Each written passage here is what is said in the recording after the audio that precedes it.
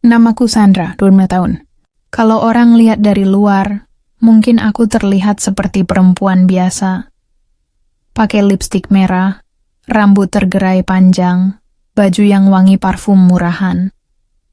Tapi kalau mereka tahu siapa aku sebenarnya, mungkin mereka akan memalingkan wajah dan meludah ke tanah sambil bilang, perempuan kotor. Aku mantan PSK. Atau lebih halusnya pemandu karaoke, atau teman hiburan pria dewasa. Tapi aku tidak mau lagi bohong. Aku bukan sekadar teman. Aku dijamah, dibayar, dan dilupakan. Setiap malam aku dijadikan pelarian bagi lelaki-lelaki yang bilang istrinya nggak perhatian, tunangannya terlalu dingin, atau sekadar bosan sama hidupnya. Mereka semua datang dengan wajah penuh nafsu, tapi pulang tanpa rasa bersalah. Sedangkan aku pulang membawa dosa, jijik, dan luka yang tidak bisa dicuci pakai sabun merek apapun. Padahal dulu aku bukan seperti ini. Aku dulu gadis polos kampung yang percaya sama cinta. Aku ingat, umur 19 tahun aku dibawa kabur pacarku ke kota. Katanya mau dinikahin. Aku nurut, karena aku pikir lelaki yang bilang aku rela mati demi kamu pasti nggak akan bohong. Ternyata aku salah besar. Aku dijual bukan ke toko emas, bukan ke lapak pedagang motor bekas, tapi ke mucikari. Aku dipaksa melayani lelaki pertama dalam hidupku bukan karena cinta, tapi karena aku punya harga. Malam itu aku nangis sampai suaraku habis. Tapi nggak ada yang peduli. Kata mereka, kamu cuma histeris karena belum terbiasa. Lalu, entah bagaimana dari hari berganti hari aku mulai terbiasa, bukan karena kuat, tapi karena mati rasa. 4 tahun aku bertahan hidup dengan cara menjual kehormatan. Uangku banyak, bohong. Semua habis untuk sewa kamar, bayar utang, dan beli obat tidur. Aku nggak punya teman. Semua hanya kenalan sementara. Aku nggak punya keluarga. Orang tuaku pikir aku kerja jadi pelayan restoran. Aku nggak punya masa depan. Yang kupunya hanya tubuh rusak dan hati remuk. Aku sering duduk sendirian di pojokan kamar kos yang sempit. Dindingnya lembab, bau rokok menempel di tirai. Aku memeluk lututku sendiri dan bertanya, sampai kapan aku hidup kayak gini? Kadang aku takut mati, tapi lebih sering aku takut tetap hidup. Malam itu, jam 2 dini hari, aku baru selesai dari hotel. Seorang lelaki mabuk melempar uang ke wajahku sambil tertawa. Nih, upahmu, jangan baper ya. Aku tetap cinta istriku kok. Lalu dia keluar sambil tertawa. Aku memungut lembaran uang itu sambil menahan mual. Aku keluar dari hotel dan entah kenapa, kakiku tidak mau melangkah ke arah tempat biasa. Aku berdiri di trotoar, melihat jalan yang basah habis hujan. Lampu jalan memantul di aspal seperti genangan air mata. Di saat itulah, aku berdoa untuk pertama kali setelah sekian lama. Tuhan, kalau aku masih kau lihat, kalau kau benar-benar ada, tolong ambil aku dari hidup yang busuk ini. Aku capek, Tuhan. Aku nggak mau lagi jadi sampah dunia. Aku menangis lama sekali. Sampai aku sadar mobil taksi online berhenti di depanku. Kaca jendelanya turun, dan seorang lelaki muda dengan wajah polos menatapku. Mbak, mau saya antar pulang? Katanya. Aku tidak tahu bahwa pertanyaan sederhana itu akan mengubah seluruh hidupku. Lelaki berseragam taksi yang memberi kehangatan saat dunia memandangi dengan jijik mobil itu berhenti tepat di hadapanku. Kacanya turun perlahan, memperlihatkan seorang lelaki muda memakai jaket Gojek online warna hijau dan topi hitam lusuh. Wajahnya bersih tapi polos, seperti anak pondok yang baru disuruh beli minyak goreng ke warung. Mbak, mau saya antar pulang? Tanyanya lagi, suaranya pelan, tidak memaksa. Aku terdiam. Biasanya kalau ada lelaki berhenti di dekatku tengah malam, pasti ada maksud. Entah sekadar berapa tarifmu, atau gue mau short time ya. Tapi lelaki ini, tatapan matanya tidak ada birahinya. Hanya ada kekhawatiran. Kalau nggak punya tujuan, nggak apa-apa. Masuk aja dulu. Kalau berdiri di sini terus, bisa-bisa diangkut satpam komplek. Sambungnya sambil tersenyum canggung. Entah kenapa, aku membuka pintu dan masuk ke dalam mobilnya.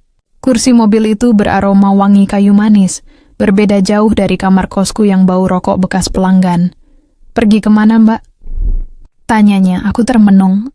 Aku sendiri juga tidak tahu harus kemana. Aku tidak mau pulang ke kamar kos yang dingin. Aku tidak mau kembali ke tempat karaoke. Aku ingin lari, entah kemana. Bawa aku ke tempat yang jauh, jawabku asal. Dia menoleh sebentar, lalu tersenyum tipis. Kalau begitu saya bawa ke tempat favorit saya ya. Aku tidak terlalu peduli. Aku hanya menatap keluar jendela, melihat lampu-lampu kota yang berkelebat seperti cahaya tanpa arti. Aku tidak sadar sudah menangis diam-diam. Mataku berair tapi aku diamkan saja. Lalu tiba-tiba suara lelaki itu memecah keheningan. Mbak kedinginan? Sebelum aku sempat menjawab, dia melepas jaketnya dan menyampaikannya ke pundakku. Aku kaget. Loh, kamu sendiri jadi kedinginan. Dia tertawa kecil. Enggak apa-apa. Udah biasa nganter orang jam 3 pagi sambil ditelan angin malam. Aku tercengang.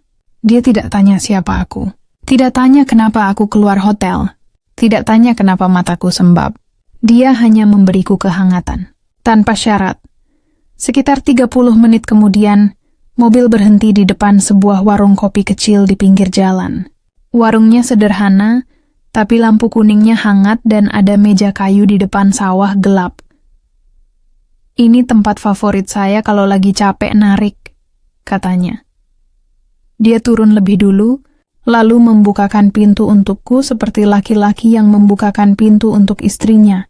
Aku merasa aneh, bukan karena perlakuannya berlebihan, tapi karena aku tidak terbiasa dengan kebaikan tanpa pamrih. Kami duduk di bangku kayu. Pemilik warung, seorang bapak tua, menyapa Eko dengan akrab. Loh kok biasa ya? Kopi susu anget sama pisang goreng? Aku melirik. Dia dikenal baik oleh orang kampung sini rupanya. Betul, Pak. Tapi tambah satu lagi ya, buat mbaknya. Dia menatapku. Mbak mau apa? Aku menjawab lirih, apa aja. Dia tertawa. Berarti sama kayak saya. Orang bingung hidup biasanya bingung juga pesan makanan. Aku hampir tersenyum, tapi tertahan. Aku takut senyumku pecah menjadi tangis. Kami makan pisang goreng sambil diam. Aku menatap wajahnya. Namanya aku belum tahu, tapi caranya menggigit pisang goreng sambil meniup-menipunya dulu karena panas. Entah kenapa terlihat lucu dan jujur. Lalu dia berkata tiba-tiba, saya nggak tahu kamu siapa. Tapi saya tahu kamu lagi capek banget. Aku refleks menoleh. Kok kamu bisa tahu? Dia menghela napas. Orang yang keluar hotel jam 2 pagi sambil nangis, pasti bukan habis liburan. Hatiku seperti ditusuk, tapi lembut. Dia tidak menghakimi. Dia tidak bilang, dasar perempuan nakal. Dia tidak bilang, makanya jangan macem-macem. Dia hanya mengerti.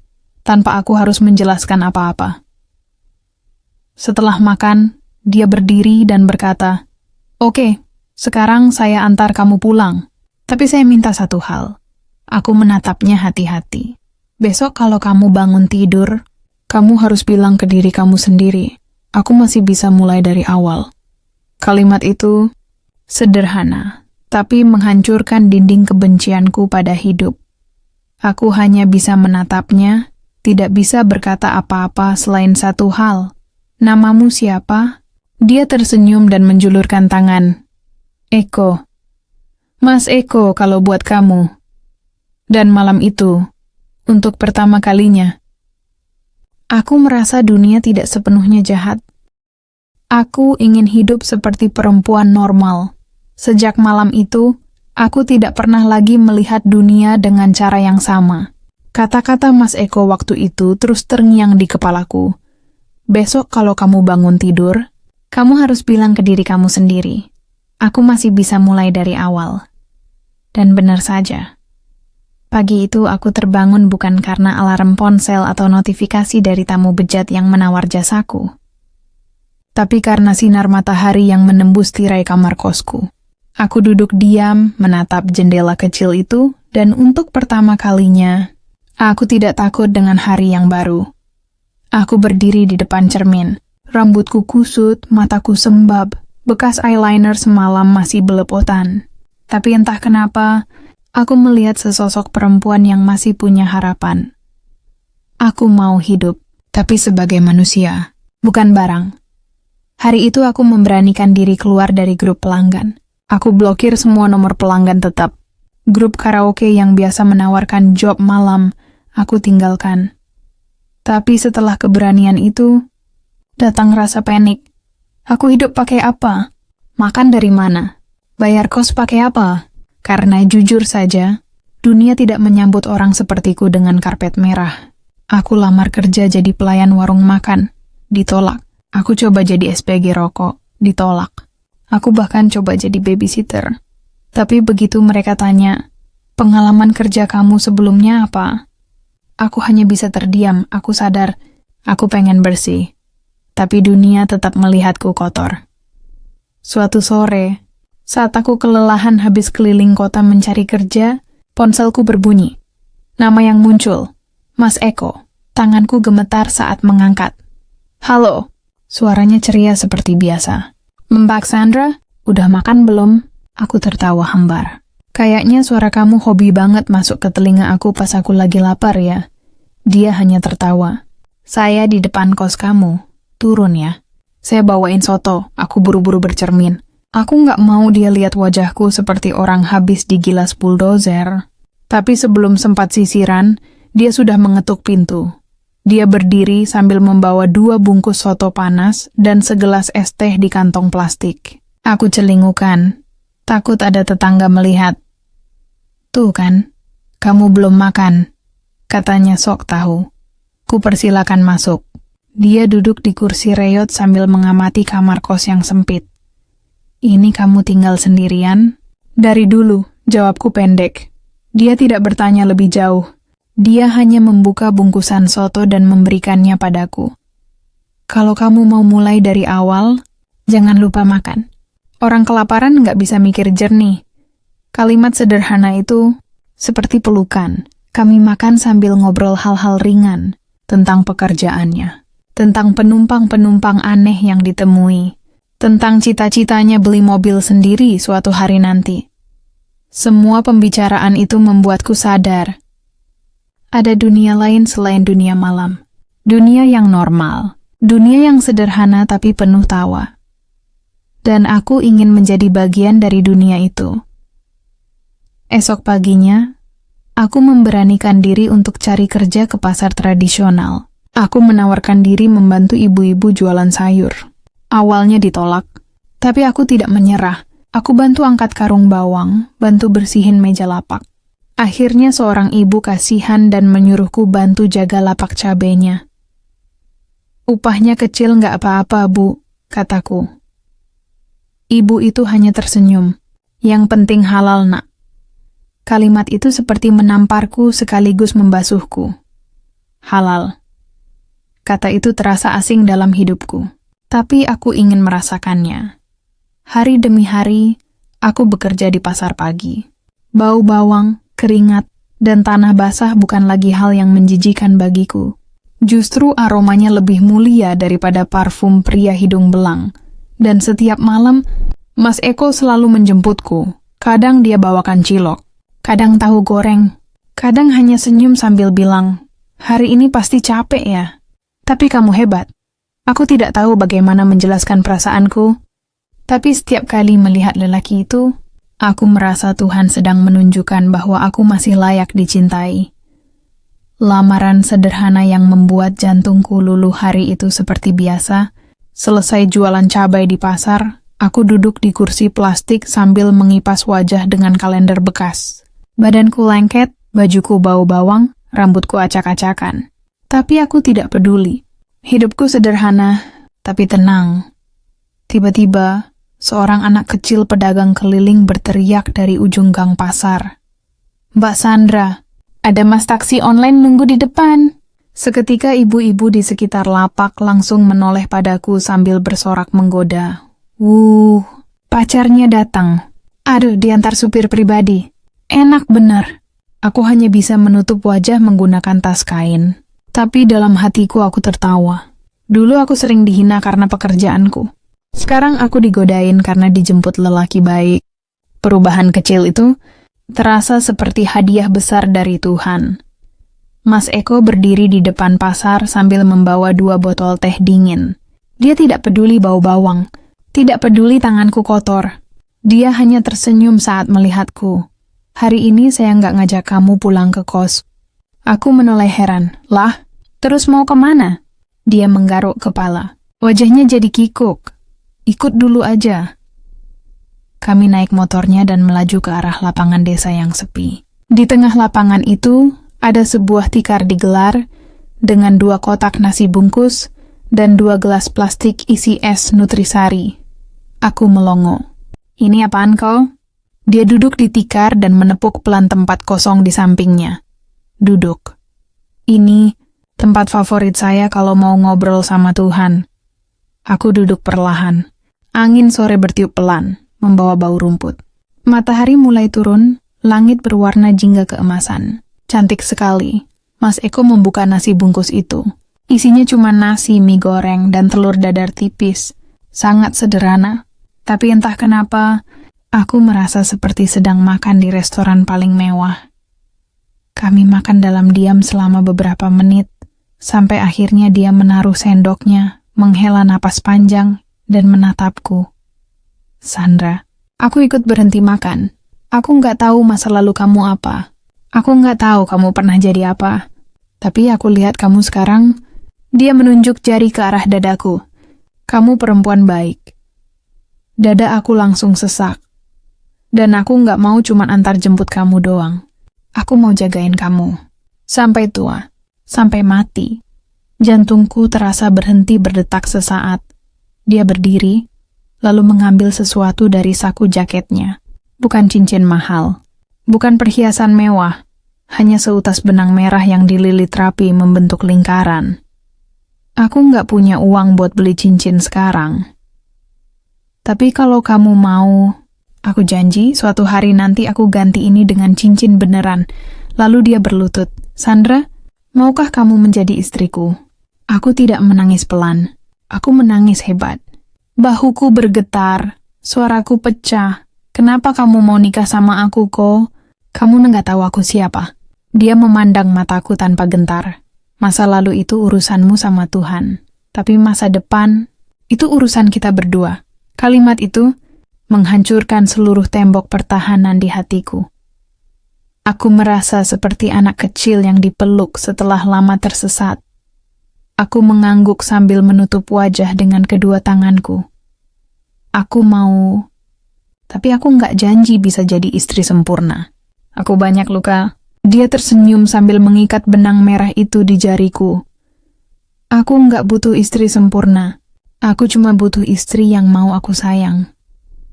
Sore itu, di lapangan sepi dengan nasi bungkus dan benang merah, aku resmi bertunangan dengan lelaki paling tulus di dunia.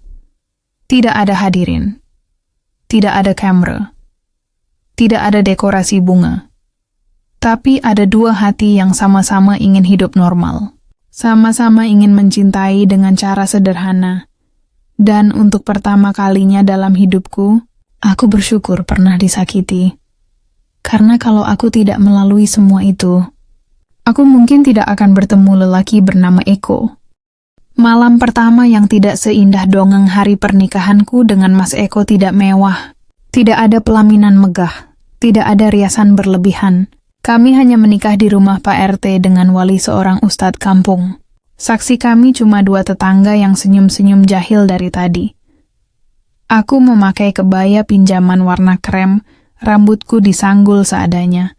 Mas Eko memakai kemeja putih dan sarung kotak-kotak. Saat ijab kabul selesai, semua orang bertepuk tangan. Aku menangis. Tapi bukan karena sedih. Aku menangis karena akhirnya ada orang yang mau menyebut namaku, bukan sebagai barang, tapi sebagai istri. Malam itu, setelah semua tamu pulang, kami masuk ke kamar yang sudah disiapkan ibu kos. Aku duduk di tepi ranjang, tangan gemetar. Aku tidak takut pada Mas Eko, tapi aku takut pada diriku sendiri. Aku menatap benang merah yang masih melingkar di jariku. Cincin lamaran sederhana kami. Hatiku bergetar, Mas Eko duduk di sampingku. Dia menatapku lembut, tidak seperti lelaki yang penuh hasrat di malam pengantin. Dia hanya berkata pelan, "Sandra, mulai malam ini kamu resmi jadi istriku." Aku mengangguk tapi tubuhku tegang. "Kalau kamu capek, kita nggak harus apa-apa malam ini," katanya sambil canggung. Aku sadar, dia pun malu. Dia pun takut. Tapi bukan karena dia tidak berpengalaman, melainkan karena dia menghormatiku. Namun aku merasa, aku tidak boleh menyembunyikan rahasia ini selamanya. Tanganku tiba-tiba menarik tangannya. Kok, aku mau cerita sesuatu. Dia menoleh. Aku mengambil napas panjang lalu berkata, "Tubuh ini bukan yang pertama buat kamu." Dia diam, tidak kaget, tidak marah. Hanya menatapku, menunggu aku melanjutkan. Suaraku bergetar. "Sebelum kamu, tubuh ini sudah disentuh banyak laki-laki. Aku dulu PSK. Kesunyian mendadak turun seperti kabut tebal. Aku tidak berani melihat wajahnya. Aku takut dia berdiri dan pergi. Aku takut dia menatapku dengan jijik. Aku takut dia menamparku seperti beberapa lelaki yang dulu merasa membeliku. Aku menunggu. Jantungku berdegup kencang. Suasana kamar hening. Lalu, Mas Eko bangkit dari tempat tidur. Aku refleks mundur. "Kok, aku ngerti kalau kamu jijik. Aku ngerti kalau kamu..." Tapi sebelum sempat menyelesaikan kalimatku, dia tidak pergi. Dia tidak marah. Dia tidak menangis. Dia justru berlutut di hadapanku. Dia memegang tanganku yang gemetar. "Sandra," air matanya jatuh. Untuk pertama kalinya, aku melihat lelaki ini menangis. Aku nggak kaget kamu punya masa lalu. Yang bikin aku kaget, kamu bisa kuat selama ini. Aku terpaku. Dadaku sesak. Aku pikir dia akan menghukumku. Ternyata dia justru memeluk masa laluku. "Mulai malam ini, kamu tidur. Dan aku yang akan jaga kamu." Dia tidak menyentuhku malam itu. Dia hanya memelukku dari belakang seperti selimut. Dan untuk pertama kalinya dalam hidupku, aku tidur di pelukan laki-laki tanpa merasa kotor. Pagi harinya aku bangun dan melihatnya masih duduk bersandar di dinding. Dia tertidur sambil duduk, tapi tangannya masih menggenggam tanganku erat. Seolah-olah kalau dia melepaskannya, aku akan hilang. Aku menatapnya lama-lama. Wajahnya polos. Nafasnya tenang. Wajah lelaki yang tidak pernah menyentuh tubuhku, tapi mampu menyentuh hatiku yang paling dalam. Aku menangis lagi. Tapi kali ini bukan karena sedih, melainkan karena bahagia. Bahwa ternyata cinta sejati tidak selalu datang dari lelaki yang sempurna, tetapi dari lelaki yang mau menerima kita. Bahkan saat kita merasa diri kita yang paling tidak pantas, Akau sekarang bukan lagi mantan PSK, tapi ibu dari seorang anak yang lahir dari cinta yang suci dulu. Setiap kali aku mendengar suara bayi menangis di rumah sebelah, hatiku ikut bergetar. Aku sering bertanya pada Tuhan, apakah perempuan sepertiku boleh punya anak? Atau dosaku terlalu besar untuk jadi seorang ibu? Namun Tuhan menjawab doaku dengan cara yang paling indah, melewati perutku sendiri. Beberapa bulan setelah pernikahan kami, aku mulai merasa aneh. Aku sering mual, tubuhku cepat lelah, dan aku jadi suka makan hal-hal absurd seperti rujak dicampur kerupuk bawang. Mas Eko tertawa tiap melihatku mengunyah aneh. "Sandra, kamu hamil?" Aku pura-pura marah. "Sembarangan. "Kamu kira aku apaan?" Tapi malam itu juga aku membeli tes pack di warung. Tanganku gemetar saat menunggu garisnya muncul, dan 2 garis merah. Aku menutup mulutku. Aku tidak menangis keras-keras. Aku hanya tersenyum sambil memeluk perutku. "Kamu anakku, ya. Kamu datang dari rahim yang luka, tapi kamu lahir untuk sembuhkan semuanya." Saat ku berikan tes pack itu pada Mas Eko, dia tidak langsung bersorak. Dia diam, lalu tertawa sambil menangis. "Sandra, aku bakal jadi ayah." Dia memelukku erat. Dan untuk pertama kali dalam hidupku, aku merasa tidak sendirian untuk menghadapi masa depan.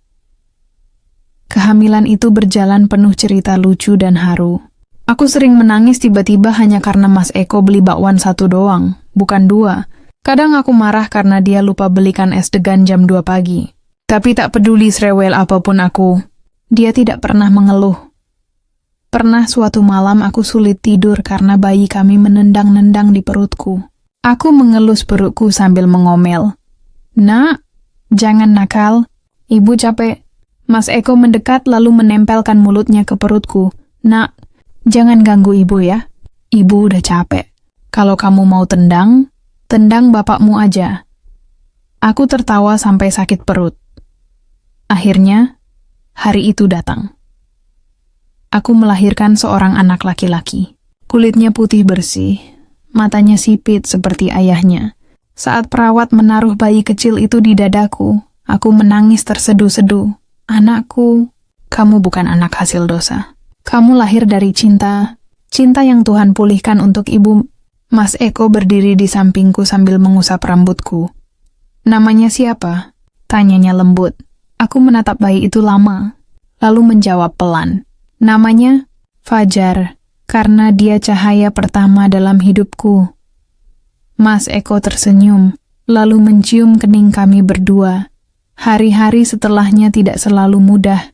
Kadang kami kehabisan uang, kadang kami bingung membayar susu. Tapi aku tidak pernah lagi merasa hina, tidak pernah lagi merasa kotor. Karena sekarang, aku punya dua laki-laki yang menjaga hidupku. Yang satu menyelamatkanku dari masa lalu. Yang satu lahir untuk menyinari masa depanku. Kini, setiap pagi aku bangun bukan untuk pergi ke hotel remang-remang, tapi untuk membuatkan sarapan untuk suamiku dan menyusui anakku. Dulu aku tidur di pelukan lelaki asing yang tak pernah mengingat namaku.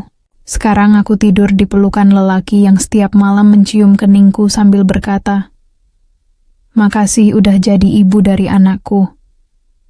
Dan aku akan selalu menjawab, "Makasih udah ngajarin aku arti menjadi manusia lagi." Inilah aku sekarang. Bukan lagi Sandra si barang jualan. Bukan lagi Sandra si perempuan malam. Bukan lagi Sandra si dosa berjalan. Aku sekarang adalah Sandra, istri dari Mas Eko, dan ibu dari Fajar. Dan jika suatu hari anakku bertanya, "Bu, dulu ibu pernah kerja apa?" Aku akan menjawab, "Dulu ibu pernah salah jalan. Tapi Tuhan kirim ayahmu untuk menunjukkan jalan pulang."